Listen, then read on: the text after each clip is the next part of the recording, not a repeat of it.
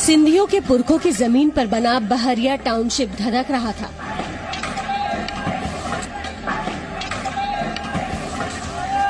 सिंधियों के गोठ पर खड़ा किया गया बुलंद दरवाजा शोलों में लिपट चुका था।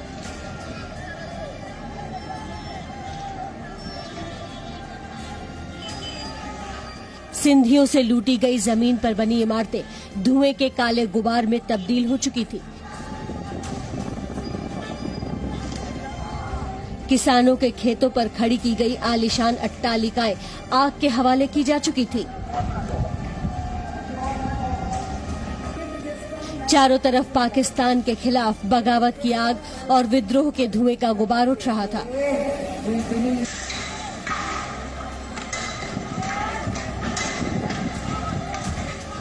जो कुछ सामने था सब कुछ फूका जा रहा था। कार में आग, बाइक में आग, बड़े बड़े शोरूमों में आग। सिंधियों ने पाकिस्तानियों की इस कॉलोनी टाउनशिप पर धावा बोल दिया था।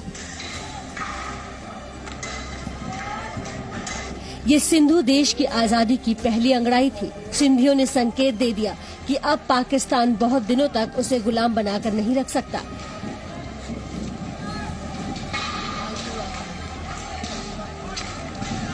पाकिस्तानी कब्जे से आजाद होने के लिए सिंधियों की इस लड़ाई को सिंध एक्शन कमेटी ने शुरू किया था। देखते ही देखते जिए सिंध फ्रीडम मूवमेंट के बैनर तले सैकड़ों हजारों लोग जमा हो गए और सिंधियों की जमीन पर कब्जा करके बनाए गए टाउनशिप को आग में झोंक दिया।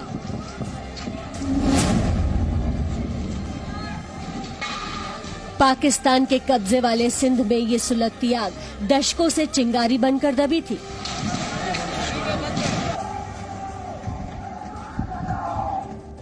क्योंकि पाकिस्तान के नक्शे पर कराची जैसा पोर्ट और बलूचिस्तान जैसा सरहदी सूबा रखने वाला समृद्ध सिंध शुरू से ही पाकिस्तानी कट्टरपंथियों और फौज की साजिशों का शिकार रहा है।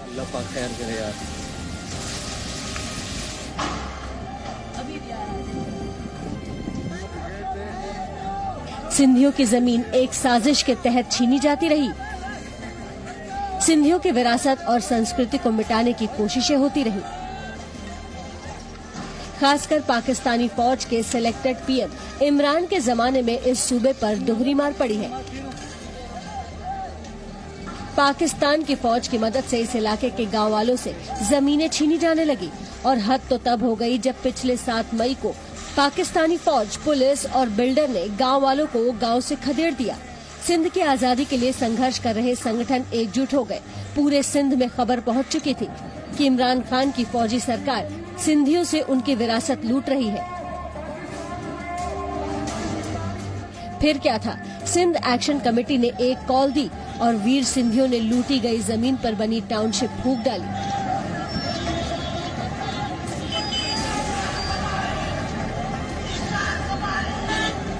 प्रदर्शन करने वाले जिए सिंध फ्रीडम मूवमेंट के नेताओं ने साफ ऐलान किया कि विकास के नाम पर पाकिस्तान की फौज डिफेंस हाउसिंग अथॉरिटी के जरिए सिंध की पहचान खत्म कर रही है और ग्रेटर पंजाब के नाम पर सिंध को मिटाने वाली है।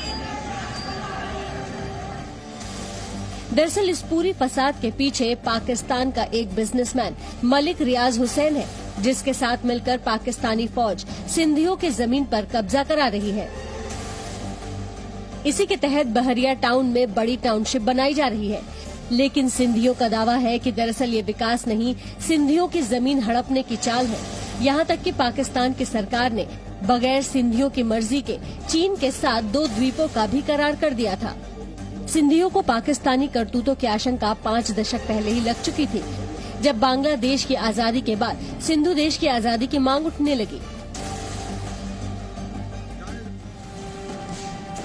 1972 में जीएम सैयद ने सिंधु देश की भाषा, जमीन और विरासत की आवाज उठाई। उसी के साथ सिंधियों पर पाकिस्तानी फौज का अत्याचार शुरू हो गया। सिंधु देश की आवाज दब गई, लेकिन बेनजीर भुट्टो की मौत के बाद सिंधु देश की मांग एक बार फिर उठी। इस बार पाकिस्तानी फौज ने दमन चक्र शुरू कर दिया। नतीजा हुआ कि सिंधु देश लिबरेशन आर्मी जैसे संगठन बन गए और सशस्त्र विद्रोह करने लगे। और अब सिंधियों ने तो बाकायदा अपना नक्शा भी बना दिया है और पाकिस्तान से आजादी के मिशन पर जुटे हुए हैं।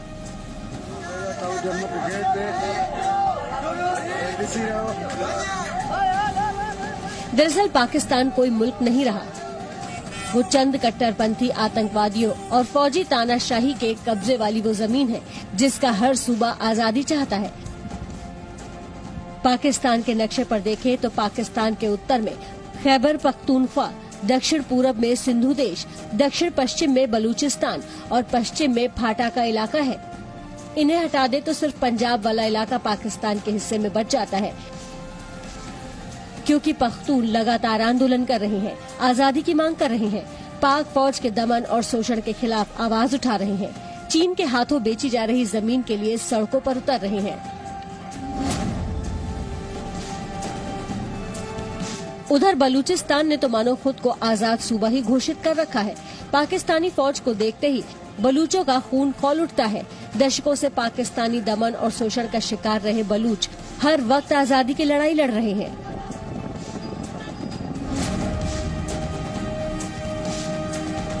और अब तक हिंसक हमलों से परहेज करते आ रहे सिंधियों का भी धैर्य जवाब देने लगा है। सिंधु देश के शूरवीर अपनी माटी की हिफाजत के लिए शोलों का सहारा लेने लगे हैं।